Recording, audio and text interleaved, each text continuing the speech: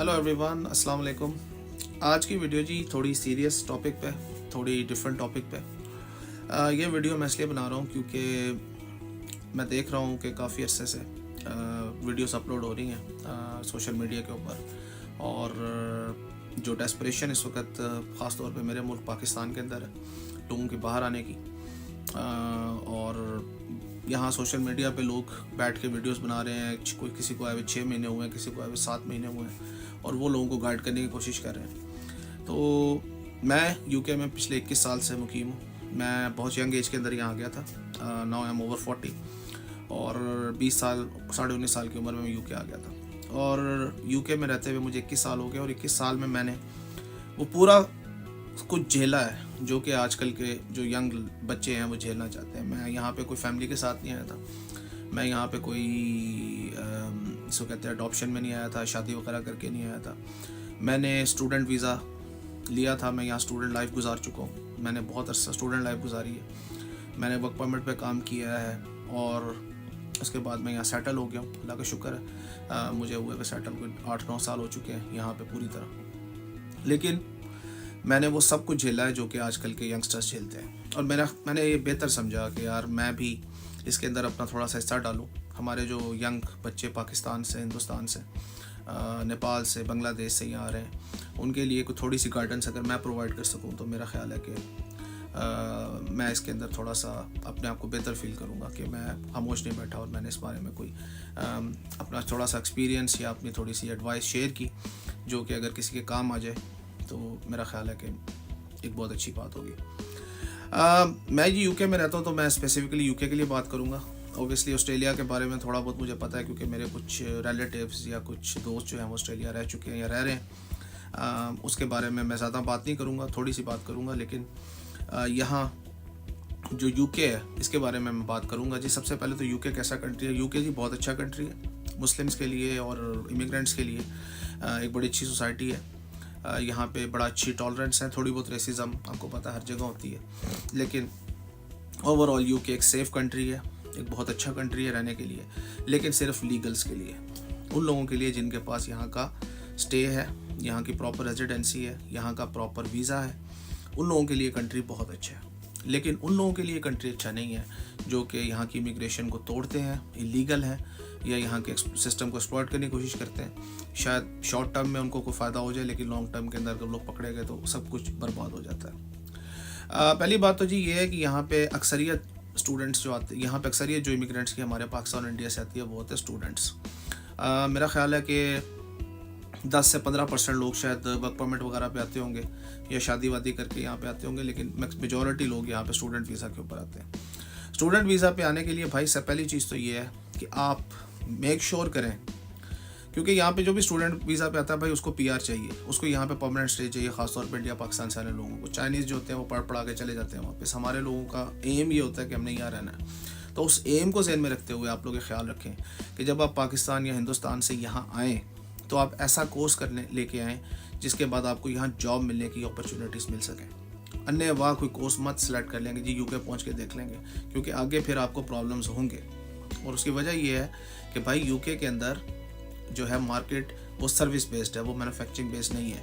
अगर आप यहाँ इंजीनियरिंग की डिग्री करने आ रहे हैं तो यहाँ पे फैक्ट्रीज नहीं है, यहाँ पे इंडस्ट्री नहीं है जहाँ पे आपको आगे जॉब मिलेगी। या आप कोई छोटा मोटा ऐसा कोर्स कर रहे हैं जो मैन्युफैक्चरिंग से रिलेटेड है, हॉस्पिटैलिटी और इस तरह का, उन कोर्सेज़ की यहाँ पे कोई पढ़ तो आप लेंगे, जॉब आगे आपको नहीं मिलेगी। या degrees like business management, information systems, इस तरह की चीज़ें, you will not have a job.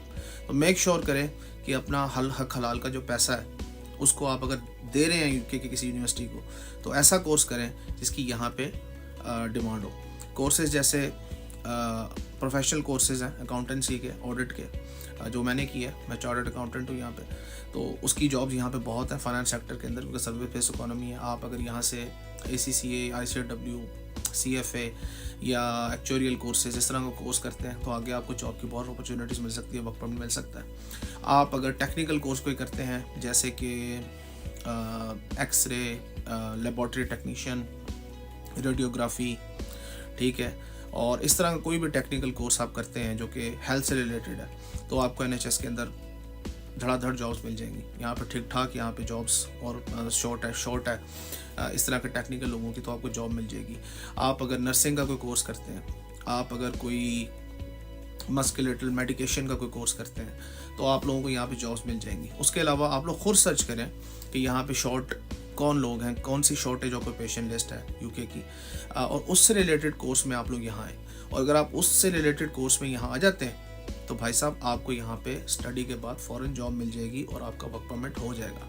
UK कभी भी ये नहीं कहता इमिग्रेंट्स ना आए, वो आपको कहते हैं कि इमिग्रेंट्स नहीं चाहिए, लेकिन जिन इमिग्रेंट्स की यहाँ ज़रूरत है उनको ये लोग हंस के वर्क परमिट देते हैं। तो मेरा एडवाइस यही है कि कोई भी पैसा डालने से पहले किसी यूनिवर्सिटी में मेक श्योर करें कि आपका जो कोर्स है वो इस से रिलेटेड है, जो कि जिन ऑक्यूपेशंस और प्रोफेशंस की यहाँ पे शॉर्टेज है, मेक श्योर करें कि आप उस पर आएँ। दूसरी चीज़ जो मैंने देखी जी अपने एक्सपीरियंस से, वो ये कि यहाँ पे पाकिस्तान इंडिया से स्टूडेंट्स आते हैं उनको आगे यहाँ पे पार्ट टाइम जॉब्स मिलती हैं, वो महीने का कोई 1000-1200 पाउंड कमाने लगते हैं, साथ ही उनका दिमाग ख़राब हो जाता है।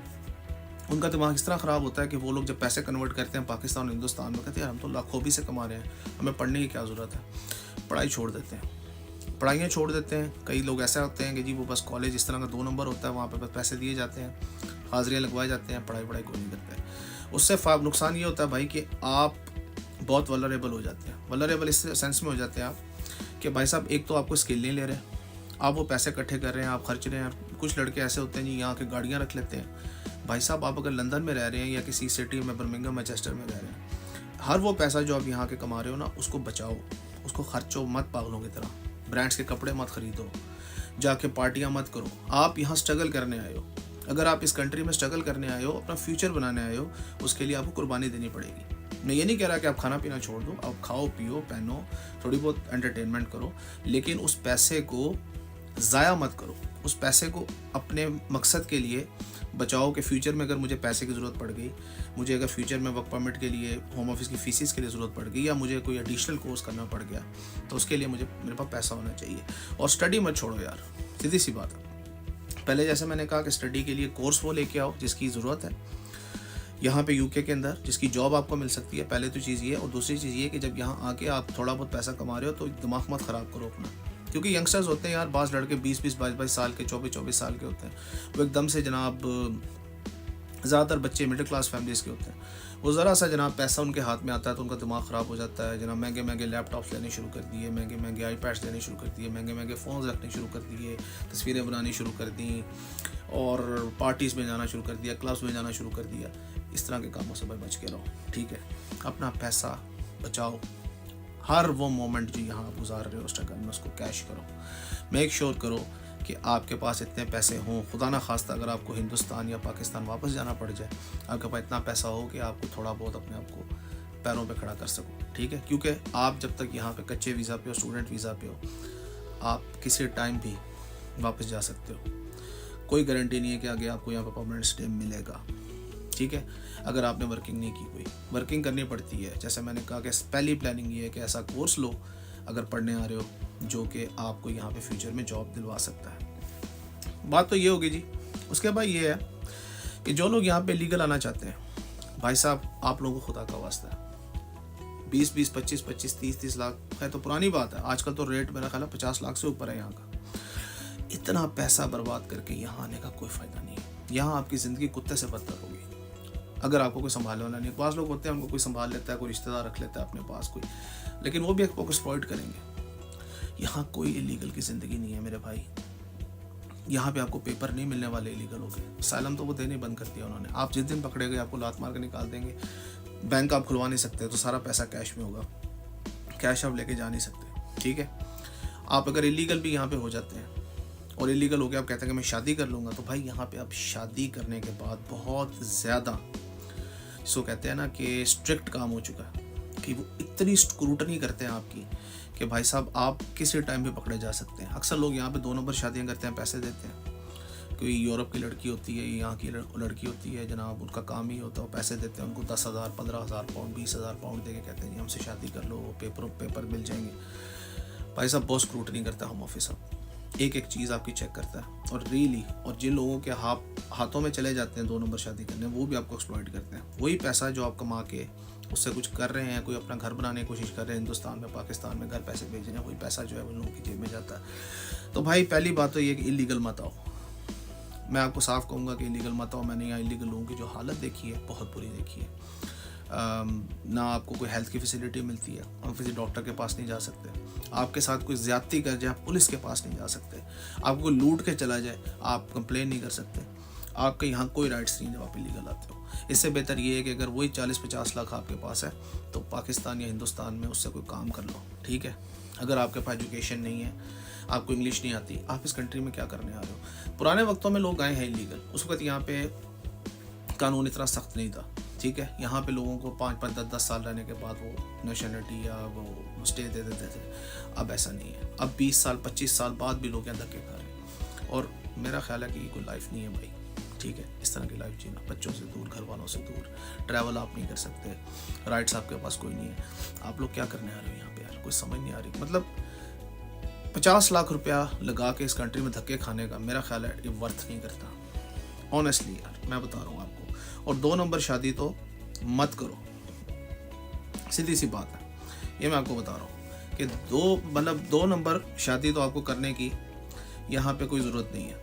और मैं बस ऑनलाइन देख रहा हूँ कि यार कुछ लोग ऐसे हैं जो 6-6 महीने 7-7 महीने से यहाँ पे हैं अभी, और वो ऐसे आपको एडवाइस दे रहे हैं जैसे कि वो लोग जी बहुत सालों से यहाँ रह रहे हैं और हर चीज़ को उन्होंने जो है वो कैच कर लिया। ऐसा नहीं है, यहाँ पे बहुत से लोग जो आपको गाइड कर रहे हैं यहाँ पे आके 5-5, 6-6 महीने से रह रहे हैं, खुद स्टूडेंट वीज़ा पे हैं किसी ऐसे वीज़ा के ऊपर। उन लोगों की गाइडेंस आप सुने, अगर उसमें कोई ठीक बात आपको लगती है तो उसको सुने, लेकिन उनकी बातों को आप सीरियसली मत लें। आपको कोई डिस्करेज कर रहा है यहाँ आने से, डिस्करेज मत हो। आप जिस तरह मैंने कहा वर्किंग करें यहाँ आने के लिए, कोर्सेज अच्छे सेलेक्ट करें यहाँ आने के लिए। ये कंट्री बहुत अच्छा है आने के लिए, मैं फ़ौरन कहूँगा, बल्कि मैं चाहता हूँ कि यहाँ पे हमारे मज़ीद लोग आएँ, यहाँ आके यहाँ की जो इकोनॉमिक अपॉर्चुनिटीज़ उनसे फ़ायदा उठाएं, लेकिन प्रॉपर तरीके से, जैसे मैंने पहले कहा। और उसके अलावा यार मैंने देखा है कुछ लोग यहाँ पे 2 नंबर वर्क परमिट्स पे आ रहे हैं। उनको कोई कंपनियाँ बोलती हैं कि जी आप वर्क परमिट ले लो हमसे और जी आपको हम वहाँ पहुँचा देंगे, उसके बाद जी आपका स्पाउस काम कर लेगा, आपको यहाँ जॉब नहीं होगी लेकिन आपका स्पाउस वहाँ काम कर लेगा, आप वो दूसरा काम कर लें पार्ट टाइम आपको पैसे। भाई ये बिल्कुल ही गलत चीज़ है। आपका करोड़ से ऊपर रुपया लगेगा, आप होम ऑफिस की फ़ीसें दोगे, आप उनकी फ़ीस दोगे, एजेंट्स की, आप NHS का चार्ज दोगे, आप ठीक ठाक पैसा खर्च के करोड़ से ऊपर रुपया लगा के अगर कोई कपल आ रहा है तो यार बड़ा ही गलत डिसीजन है। पाकिस्तान में तो करोड़, इंडिया के भी 30-40 लाख रुपए तो बनते होंगे। बहुत गलत डिसीजन है भाई, मत आओ, क्योंकि होम ऑफिस जो है वो बड़ा खबीस है। होम ऑफिस जो है वो जिस टाइम लाइसेंस देता है स्पॉन्सरशिप का, उस वक्त इतना कुछ चेक नहीं करता, बाद में चेक करके वो लाइसेंस स्पॉन्सरशिप से अगर हटा दिया, आपका वीज़ा उसे टाइम गया और आपका पैसा गया पानी में, ठीक है। उसके अलावा अगर आप पकड़े गए खुदा ना खास्ता कि जी आप काम नहीं कर रहे वहाँ उस कंपनी में जिसमें आपको काम करना चाहिए, तो उस वक्त भी आपका वीज़ा कैंसिल। इतना बड़ा रिस्क मत लो भाई, इस कंट्री में इतना ज़्यादा पैसा अपना उजाड़ के और इतना बड़ा रिस्क लेके मत आओ, ठीक है। आपने आना है, जैसे मैंने कहा प्रॉपर चैनल से आओ, प्रॉपर जॉब मिलती है। जैसे आप सॉफ्टवेयर इंजीनियर हो, बहुत जॉब्स हैं यहाँ पे सॉफ्टवेयर इंजीनियर की। यहाँ पे आप अगर कोई टेक्निकल बंदे हो, जैसे कोई आपके पास सर्टिफिकेशन इलेक्ट्रीशियन की या गैस सर्टिफिकेशन की, इस तरह की कुछ चीज़ें, यहाँ पे बहुत जॉब्स हैं। यहाँ पे अकाउंटेंसी, फाइनेंस से रिलेटेड प्रॉपर प्रोफेशन, ये नहीं कि आपने बिजनेस मैनेजमेंट की डिग्री की हुई उसकी कोई पोजीशन नहीं है, BBA किया हुआ है कोई जॉब नहीं है, MBA किया हुआ छोटा मोटा कोई जॉब नहीं है, BBA MBA business and marketing. और यार ये बिजनेस एंड मार्केटिंग के कोर्सेस है तो जान छुड़ाओ भाई, इनका कोई फ़ायदा नहीं है, आपको जॉब नहीं मिलने वाला कोई यहाँ पे, सीधी सी बात है। इनकी कोई एम्प्लॉयबिलिटी नहीं है। बायोटेक्नोलॉजी और जेनेटिक टेक्नोलॉजी या जी फलाने ढिमकानी, इन डिग्रीज का कोई फ़ायदा नहीं है। जाके चेक करो कौन सी डिग्रीज जो है जिनकी डिमांड है, जिन जॉब्स की डिमांड है। 2 नंबर वर्क परमिट से जान छुड़वाओ। जाली विजिट वीज़े यहाँ पे लेके आके पैसे देके, जो विजिट वीज़े लेके यहाँ पे 6-6 महीने के लोग आ जाते हैं 40-40 लाख रुपए देके, उससे जान छुड़वाओ। यहाँ आके जाली शादियाँ मत करो, अपना पैसा बर्बाद मत करो, अपने पैसे को बचाओ, पढ़ाई मत छोड़ो, ठीक है। ऐसे काम करो कि जिसकी वजह से आपकी यहाँ पे लाइफ बिल्ड हो। अगर ज़िंदगी में कुछ करना है, आप कुछ करने के लिए यहाँ आ रहे हो ना यार, आपको यहाँ पे ऐशी करने तो नहीं आ रहे। जो बंदा भी यहाँ पे मेरे जैसा आ रहा है, मिडिल क्लास फैमिली का बच्चा, वो यहाँ अपनी ज़िंदगी बनाने आ रहा है, यहाँ पे मौजें करने नहीं आ रहा। मौजें करना जब कुछ बन जाओगे, लेकिन स्ट्रगल पीरियड में अपना पैसा बचाओ, अपनी एफर्ट को सही जगह पे यूज़ करो, गंदी चीज़ों से बचो, क्योंकि ये मुल्क ऐसा है भाई कि यहाँ पे इंसान की ज़िंदगी बन भी जाती है, तबाह भी हो जाती है। यहाँ पे बहुत डिस्ट्रैक्शंस हैं, यहाँ पे आपको हर चीज़ की आज़ादी है। उससे आप समझ रहे हो, मैं लिटरल टर्म्स में नहीं कह रहा। तो इन चीज़ों में पड़े तो ज़िंदगी तबाह है। अगर अपने आप को कंस्ट्रक्टिवली इस टाइम को यूज़ किया, कैश किया, तो ज़िंदगी में आगे बहार ही बहार है। बहरहाल जी, ये एक छोटी सी वीडियो मैंने बनाई थी इस मकसद से कि यार मैं भी इसमें थोड़ा बहुत कंट्रीब्यूट करूं। अगर आप लोग समझते हैं, कोई भी ऐसा बच्चा जो वीडियो देख रहा है मेरी इस टॉपिक के ऊपर, वो इस टॉपिक को अगर देखे और समझता है कि मुझे आगे भी गाइडेंस देनी चाहिए, तो आई एम अवेलेबल। मैं आइंदा भी इंशाल्लाह जिस टॉपिक पे आप कहेंगे मैं वीडियो बनाऊंगा। आपके क्वेश्चंस अगर कोई होंगे तो उनके जवाब भी दूंगा, क्योंकि भाई एक्सपीरियंस का कोई जोड़ नहीं होता। मैंने भुगता है 20 साल इस कंट्री में, वही सब जो आप लोग भुगतने वाले हो। तो मेक श्योर कि अगर आप ये वीडियो देख रहे हैं इसको पूरा देखें। कोई गाइडेंस चाहिए तो प्लीज़ लेट मी नो। और मैं दुआ करता हूँ कि आप जिस मकसद से भी पाकिस्तान, हिंदुस्तान से आ रहे हैं यहाँ, किसी और भी कंट्री से, अल्लाह आपको उस मकसद में कामयाब करे। Thank you very much.